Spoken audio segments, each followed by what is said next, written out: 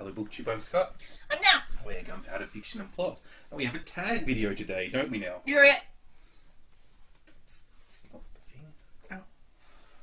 Oh. You meant to say bingo. Am I? Yeah, because it's the Booker bingo tag. Oh, bingo. Okay, so this was a tag. It was originally created by the fastest growing Booktube channel on the history of the planet, Bob the Bookerer, who has gained 100 subs in the past week. And is it's pretty fair because his channel's excellent, yeah? Yeah.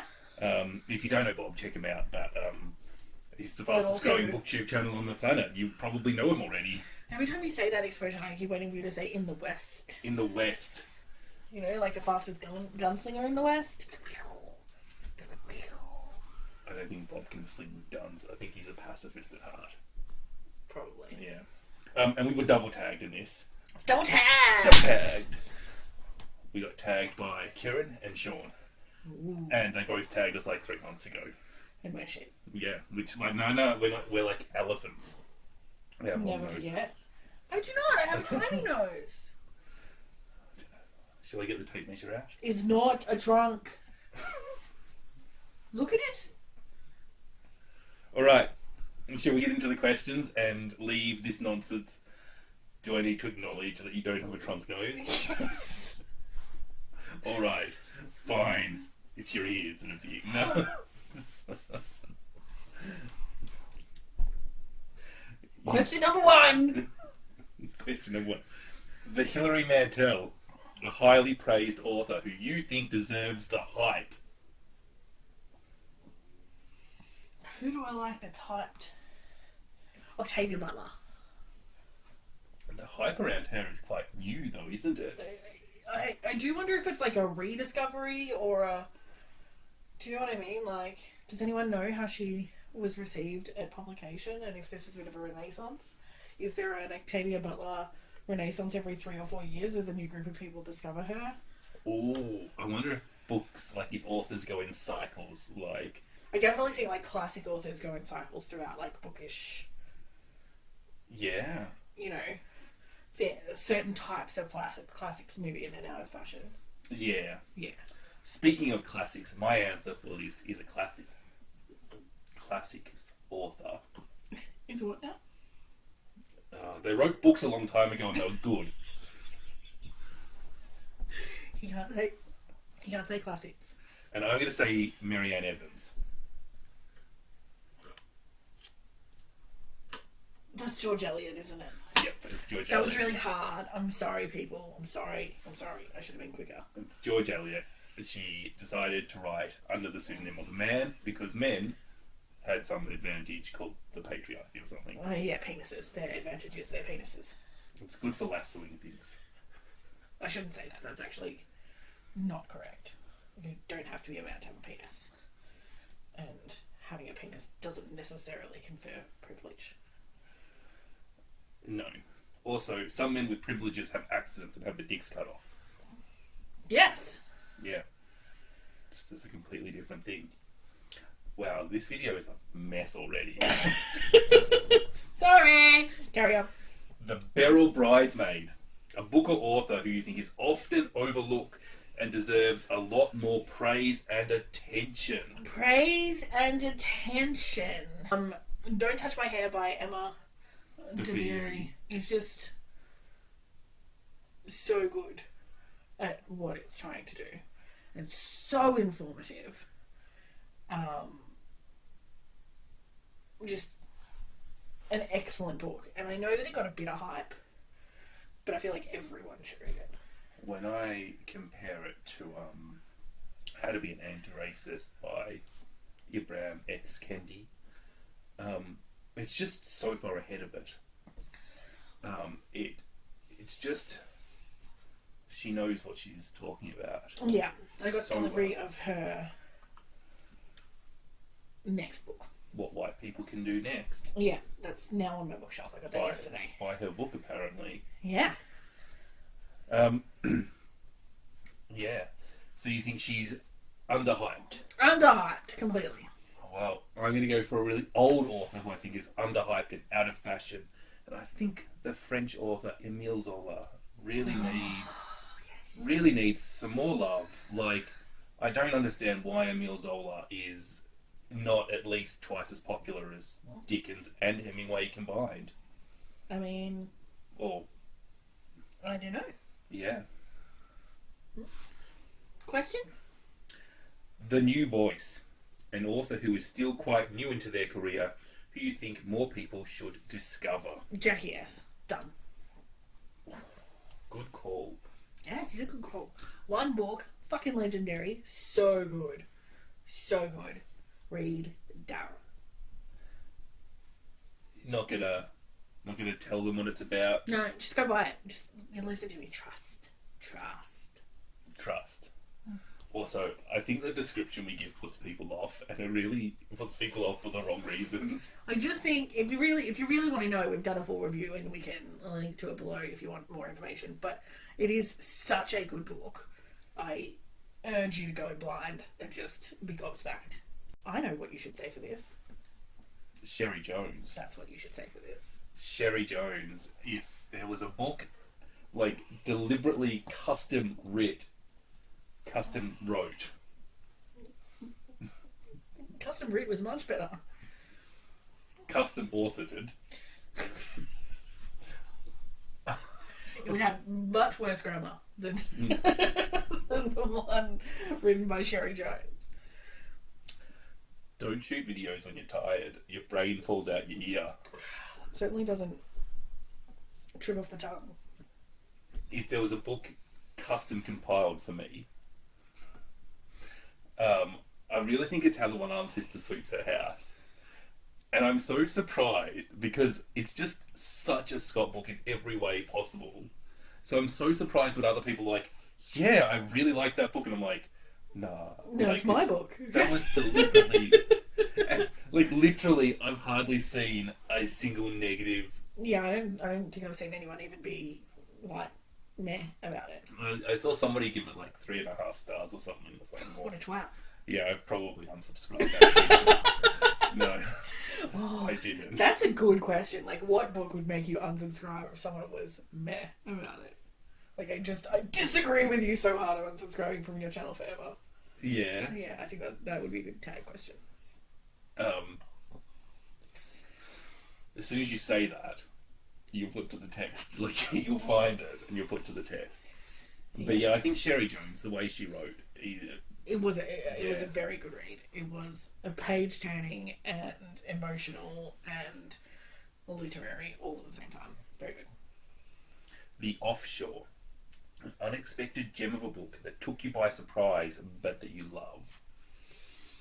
I'm going to say a very recent read for me. I'm going to say The Echo Wife, because I got to the end before I twigged to the point of the book, which is probably a bit dense of me, but it really snuck up on me and then smacked me over the head with its brilliance, and I was like... Is this Sarah Gailey? Yes. And this is the one where she's a famous scientist and the husband uses her science to clone a version of her that's more obedient. Yes. And then leaves her for the clone. Yes. Okay. Amazing. that does sound a bit like a Red Hot Mess. Yeah, and I read it for its like thriller-esque, Oh, you read it? page-turny, like Pulp Fiction-y. Like, I ripped through it because it was a good Red Hot read. But I got to the end and all of a sudden realised that there was also some undercurrents going on, some shit going on. Ooh. And I just didn't, I don't know whether I was having a dumb day or whether that's how it would hit everyone, but it really did. It snuck up on me. Yeah. Well, I'm going to say Claire Fuller's Unsettled Ground. I read this because it was on the Woman's Prize shortlist. I knew very little about Claire Fuller other than I vaguely recognised the name. And so I read it on a wing and a prayer, basically, and it turned out to be an absolutely incredible novel about this lady dealing with the loss of her mother and being illiterate as a 50-year-old woman in society and having to come to terms with that and the loss of her mum at the same time, who she still lived with. So it's just such a unique and interesting book. Yeah, that is very interesting. The Pre-Booker, a book released before 1969 that you think deserves all the awards. A recent read of a classic for me. I only read it this year. Nella Larson's The Passing. Just Passing, yeah. Yeah, Passing. Yeah, not That Passing. Shut up. It's alright. Was it custom written for you? I think that Passing is one of those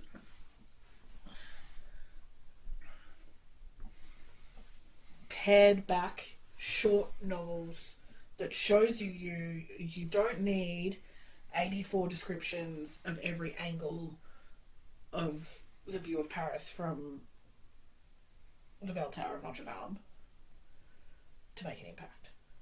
You know what I mean? Like, there was no extraneous anything. Yeah. And packed with stuff that was interesting. Yeah. Yeah. But sometimes you need the 87 different perspectives of the bell tower, yeah? Sometimes, but not always. Like, it's not essential for a good novel. Yes. Yeah. Victor Hugo has a lot to answer for, doesn't he? Yes. Before 1869, I'm going to go for Candide by Voltaire. Scott's a twat. Candide is one of your faves. Candide is an absolute favourite of mine. Which is not shocking, because you've been quoting Voltaire since you were 6. Yeah, look, I've often said this. I've said, if there's one question I had to put on, like, a form to decide whether, like, on a dating form, or whether you were going to be my friend, or just anything to determine whether I want something to do with you, it is, do you know who Voltaire is? And if you answer no to that, I'm like, goodbye. So I'm not going to explain who Voltaire is for anybody who doesn't know, because I think that defeats the purpose of it. But yes, Candide. I love that book. Yeah, I'm not shocked. And I'm not explaining why, because you should already know. Should I explain why? Is that mean? It's okay. Carry on. The Iris Murdoch, an author who you want to check out more of, but you are intimidated by how many books they have written. No. No? No. Well, it doesn't happen to you? No. No? Never? No. What about by how many words they have written in their book? Maybe. I'm not a big fan of huge... it's not true. I really like big chunky books when I really like them. But they are such a risk. I often think that big chunky books have to be better in order to justify the chunkiness, and therefore, when you're reading old ones, you're safe because they've stood the test of time. Except there are examples of chunky books that are utter crap, like Atlas Shrugged is, like, honestly one of the least. And most of the shit printed with Charles Dickens on the cover. Yeah. I've definitely had some wins and some losses when reading, epic tomes. I'm just much more protective of my time now, and I'm less likely to begin the adventure. Yeah. Whereas when it comes to an author and them having 50 billion books published, I don't actually feel that I have to be completionist about it. Yes. So it doesn't scare me into not starting. Yes. Well, I very much agree with you, except when I was considering the answer to this, there's just one author I just couldn't get out of my head because I've never read any of his works. And I don't know if I've missed the window to read him in or not, but it's Stephen King. Now, there's a little bit more to Stephen King and not wanting to read his works than the sheer number of them. There's Also, he's probably a bit problematic. Yeah, I feel like he's forever fucking up, apologising, and fucking up again. I do appreciate that he does seem to, like, have a learning curve going on. Yeah, but I feel like he's like, what do you mean you can't murder babies? Oh, I'm sorry, I'll try to put them back together for you. Like... Yeah, he's a bit dim. And clearly doesn't try and self-educate. Like, he totally waits until he gets caught out being a twat before he learns anything about not being a twat. Yeah. But this is not about him being problematic. I mean, it is, totally. Yeah. But also, just the sheer, like... I also think with Stephen King, like, his stuff is really varied. If you don't... I think I've been really lucky and managed to select a few Stephen King books that were, like, totally right on for me right at that moment. Yeah. Like, I read The Stand in my early teens, and it was awesome. And then I read Green Mile not long before the movie came out. Was that good? I really enjoyed that. Well... But, like, they could have been written by two different people. So the only Stephen King movie I think I've watched is Shawshank Redemption. And I reckon that would be a good read. But I think maybe the movie might have ruined it. Yeah. I don't know. I feel like, you know, if you've read Stephen King, have I missed the wit? Should I just put it in the past and go, no, you didn't read it. You missed out. I missed out. It's like trying to get into the Beastie Boys now. Like, you've just missed your window. They were cool ones. You've got to fight for your right. And now, knowing who they are makes you look like that.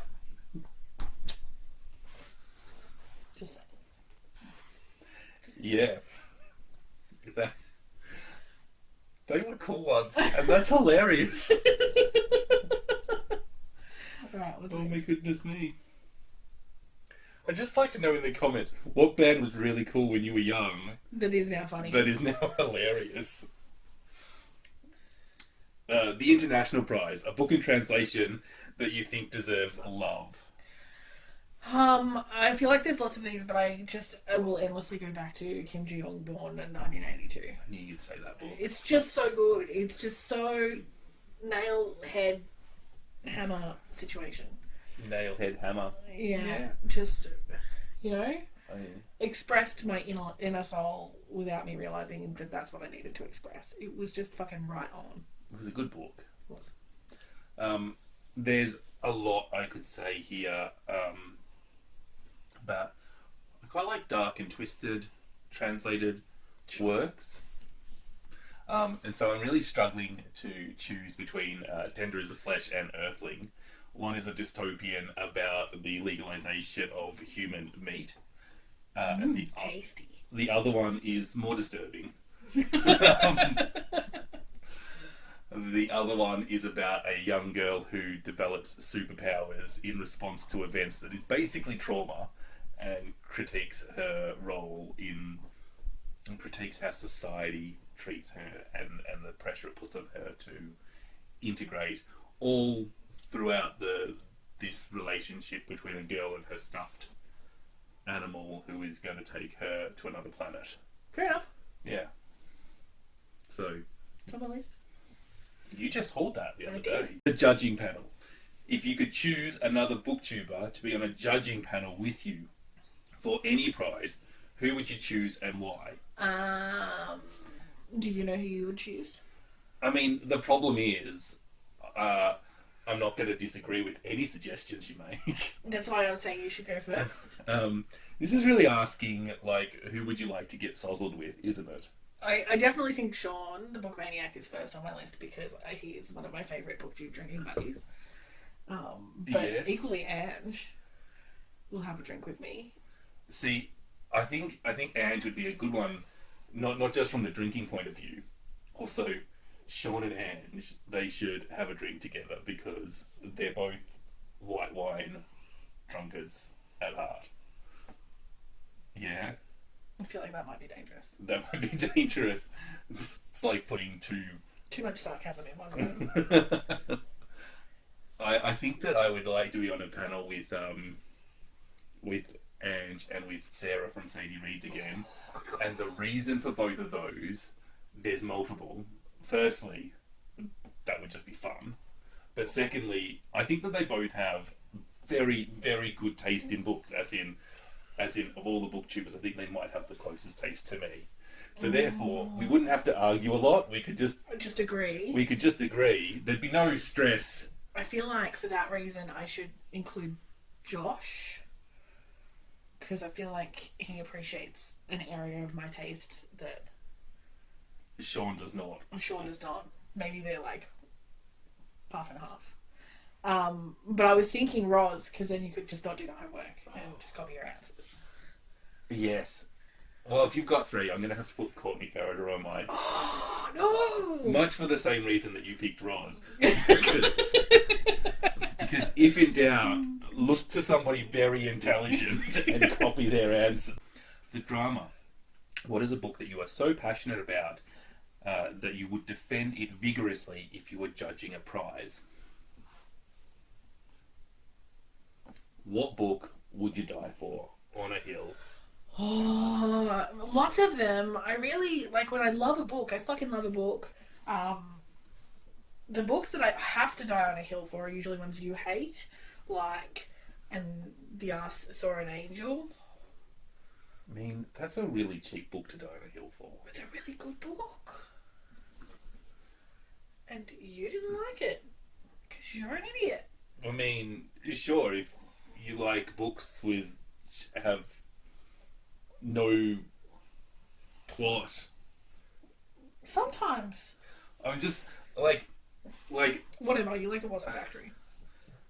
The Wasp Factory has a plot. I'm not saying that a book needs a strong plot. I'm just saying it needs something for the characters to react to. You're just wrong. You're wrong. You're wrong, and you're also wrong. I'm wrong, and I'm also wrong. Is this you dying on a hill? No. Okay. Yeah. This is me winning my sword, parry, thrust. Touche. Yeah. I'm not even drunk. No, just tired. Yeah. What would I die on a hill for? I don't know. The Wasp Factory. Piece of shit. It is not. I mean, The Wasp Factory is probably the finest piece of literature to come out of Scotland in the past 50 years. Poor Scotland, and other than maybe Prism. I feel like Kim Jong probably should make my list as well. But I don't feel like it's controversial. But that's good. Yeah. It's not. It's pretty universal. Like, you'll be on your hill waiting to shoot people, and everybody will be like, "No, you're good. Let's have a party up here." Yeah, it's just the crazy book lady. She won't actually kill you. Anything else? That's it. That's the end of the story. Oh, we forgot to tag people at the front of this video because we're shit. I mean, speak for yourself. Did you tag people at the front without me No, knowing? but I'm not shit. Get better at tagging people at the front. So, to tag some people belatedly. Well, maybe if we nominated you for a book prize, Yes, then you tag. judging your tag. Yeah. Half those people have already done this tag. But if you haven't, do it anyway. Do the tag. Also, if you're reading a book nominated for the Booker Longlist right now, you're tagged. Yes. Good call. Yeah. Okay, love you. Bye.